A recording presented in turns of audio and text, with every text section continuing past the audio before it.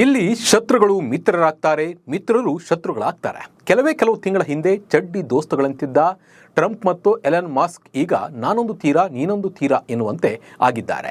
ಕಳೆದ America ಎಲೆಕ್ಷನ್ನಲ್ಲಿ Trump ಗೆಲ್ಲೋಕೆ Elon mask ಸಾಕಷ್ಟು ಸಹಾಯವನ್ನ ಮಾಡಿದ್ರು, ತಮ್ಮ ಎಲ್ಲ ಬೆಂಬಲವನ್ನ ಟ್ರಂಪ್ಗೆ ನೀಡಿದ್ರು. ಆದರೆ ಈಗ ಇಬ್ಬರ ನಡುವೆ ಬೆಂಕಿ ಹೊತ್ತಿಕೊಂಡಿದ್ದು ಇಬ್ಬರು ಶತ್ರುಗಳಂತಾಗಿದ್ದಾರೆ.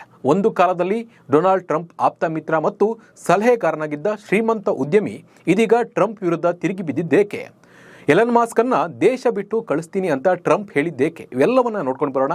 ನಾನು ನಿಮ್ಮ ಶಿವರಾಜ್ ಬಾಣಂಕಿ. ನೀವು ಸುದ್ದಿಯನ್ನದ ಸಬ್ಸ್ಕ್ರೈಬರ್ ಆಗೋದನ್ನ ಮರಿಬೇಡಿ. ಹಾಗೆ ಈ ವಿಡಿಯೋವನ್ನ ಕೊನೆ ತನಕ ನೋಡಿ.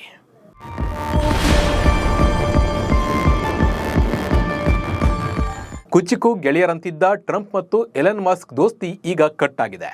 ಅಮೆರಿಕದ ಬೃಹತ್ ತೆರಿಗೆ ಮಸೂದೆ ಒನ್ ಬಿಗ್ ಬ್ಯೂಟಿಫುಲ್ ಬಿಲ್ ಕುರಿತು ಎಲನ್ ಮಾಸ್ಕ್ ಮತ್ತು ಡೊನಾಲ್ಡ್ ಟ್ರಂಪ್ ನಡುವೆ ತೀವ್ರ ವಾಗ್ವಾದ ನಡೆದಿದೆ. ಮಸೂದೆಯನ್ನ ಸಾಲದ ಹೊರೆ ಎಂದು ಟೀಕಿಸಿದ್ದ ಎಲನ್ ಮಾಸ್ಕ್ ಅಮೆರಿಕನ್ ಪಾರ್ಟಿ ಹೆಸರಿನಲ್ಲಿ ಹೊಸ ಪಕ್ಷವನ್ನು ಸ್ಥಾಪಿಸುವ ಎಚ್ಚರಿಕೆಯನ್ನ ಟ್ರಂಪ್ಗೆ ನೀಡಿದ್ರು. ಇದಕ್ಕೆ ಟ್ರಂಪ್ ಎಲನ್ ಮಾಸ್ಕ್ ಕಂಪನಿಗಳ ಸಬ್ಸಿಡಿ ಕಡಿತಗೊಳಿಸುವುದಾಗಿ ಬೆದರಿಕೆ ಹಾಕಿದ್ದು ಇಬ್ಬರ ಸ್ನೇಹ ಈಗ ಸಂಪೂರ್ಣವಾಗಿ ಮುರಿದು ಬಿದ್ದಂತೆ ಕಾಣ್ತಾ ಇದೆ. ಜೋರಾಯಿತು ಟ್ರಂಪ್ ವರ್ಸಸ್ ಮಸ್ಕ್ ಗುದ್ದಾಟ. ಎಲನ್ ಮಸ್ಕ್ ಮತ್ತು ಡೊನಾಲ್ಡ್ ಟ್ರಂಪ್ ನಡುವಿನ ಸಂಬಂಧವು ಹದಗೆಟ್ಟು ಹೋಗಿದೆ. ಸ್ವಲ್ಪ ಸಮಯದ ಹಿಂದಿನವರೆಗೂ ಎಲನ್ ಮಾಸ್ಕ್ ಅವರನ್ನ ಅಮೆರಿಕ ಸರ್ಕಾರದ ಪ್ರಮುಖ ಸಲಹೆಗಾರ ಎಂದು ಪರಿಗಣಿಸಲಾಗಿತ್ತು ಮತ್ತು ಟ್ರಂಪ್ ಅವರ ಆಪ್ತ ಸಹಾಯಕರಾಗಿದ್ದರು. ಆದರೆ ಈಗ ಅವರು ಟ್ರಂಪ್ ಅವರ ಬಿಗ್ ಬ್ಯೂಟಿಫುಲ್ ಮಸೂದೆಯನ್ನ ಎಲನ್ ಮಾಸ್ಕ್ ಬಹಿರಂಗವಾಗಿ ವಿರೋಧಿಸಿದ್ದಾರೆ. ಈ ಬಿಗ್ ಬ್ಯೂಟಿಫುಲ್ ಮಸೂದೆಯಿಂದಲೇ ಮಸ್ಕ್ ಮತ್ತು ಟ್ರಂಪ್ ದೂರ ಆಗೋದಕ್ಕೆ ಕಾರಣ ಅಂತಾನೆ ಹೇಳ್ಬೋದು. ಟ್ರಂಪ್ ಒನ್ ಬಿಗ್ ಬ್ಯೂಟಿಫುಲ್ ಮಸೂದೆ ಜಾರಿಗೆ ತಂದ ಮಾರನೇ ದಿನವೇ ನಾನು ಹೊಸ ಪಕ್ಷವನ್ನ ಕಟ್ತೀನಿ ಅಂತ ಎಲನ್ ಮಾಸ್ಕ್ ಹೇಳಿದ್ರು. ದೇಶದಲ್ಲಿ ಅಮೆರಿಕನ್ ಪಾರ್ಟಿ ಹೆಸರಿನ ಹೊಸ ರಾಜಕೀಯ ಪಕ್ಷ ಉದಯವಾಗಲಿದೆ ಎಂದು ಎಲನ್ ಮಾಸ್ಕ್ ಎಚ್ಚರಿಸಿದ್ರು. ಈ ಎಚ್ಚರಿಕೆಯ ನಡುವೆ ಒನ್ ಬಿಗ್ ಬ್ಯೂಟಿಫುಲ್ ಮಸೂದೆ ಒಂದೇ ಒಂದು ಮತದ ಮೂಲಕ ಅಂಗೀಕಾರ ಆಗಿದೆ. ಪಾಸ್ ಆಯ್ತು ಒನ್ ಬಿಗ್ ಬ್ಯೂಟಿಫುಲ್ ಮಸೂದೆ. ವಿರೋಧದ ನಡುವೆ ಕೂಡ ಅಮೆರಿಕದ ಸಂಸತ್ತಿನ ಸದನವಾದ ಸೆನೆಟ್ನಲ್ಲಿ ಡೊನಾಲ್ಡ್ ಟ್ರಂಪ್ ಮಹತ್ವಾಕಾಂಕ್ಷಿ ತೆರಿಗೆ ಹಾಗೂ ಖರ್ಚು ಕಡಿತ ಮಸೂದೆ ಪಾಸ್ ಆಗಿದೆ. ಇದು 50-50 ಮತದಿಂದ ಟೈ ಆಗಿತ್ತು.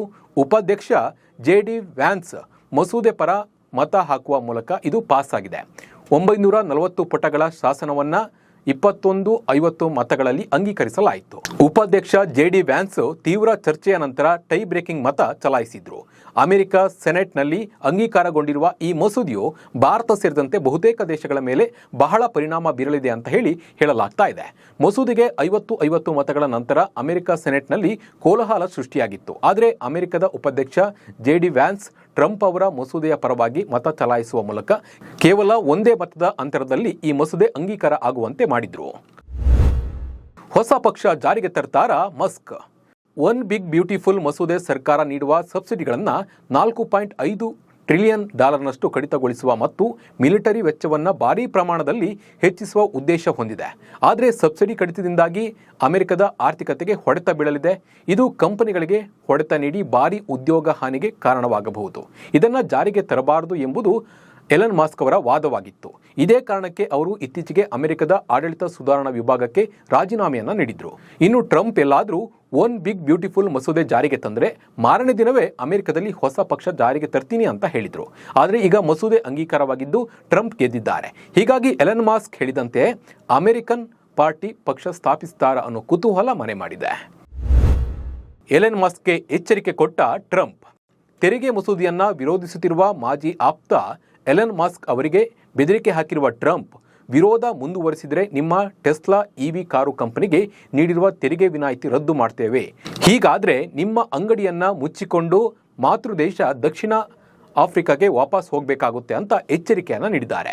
ತೆರಿಗೆ ವಿಚಾರವಾಗಿ ಟ್ರಂಪ್ ಮತ್ತು ಎಲನ್ ಮಾಸ್ಕ್ ನಡುವೆ ಭಾರೀ ಮುಸುಕಿನ ಗುದ್ದಾಟ ನಡೀತಾ ಇದ್ದು ಇದು ಎಲ್ಲಿಗೆ ಹೋಗಿ ನಿಲ್ಲುತ್ತೆ ಅನ್ನೋದನ್ನ ಕಾದು ನೋಡಬೇಕಾಗಿದೆ. ಈ ಬಗ್ಗೆ ನಿಮ್ಮ ಅನಿಸಿಕೆ ಮತ್ತು ಅಭಿಪ್ರಾಯವನ್ನ ನಮಗೆ ಕಮೆಂಟ್ ಮೂಲಕ ತಿಳಿಸಿ. ನಮಸ್ಕಾರ.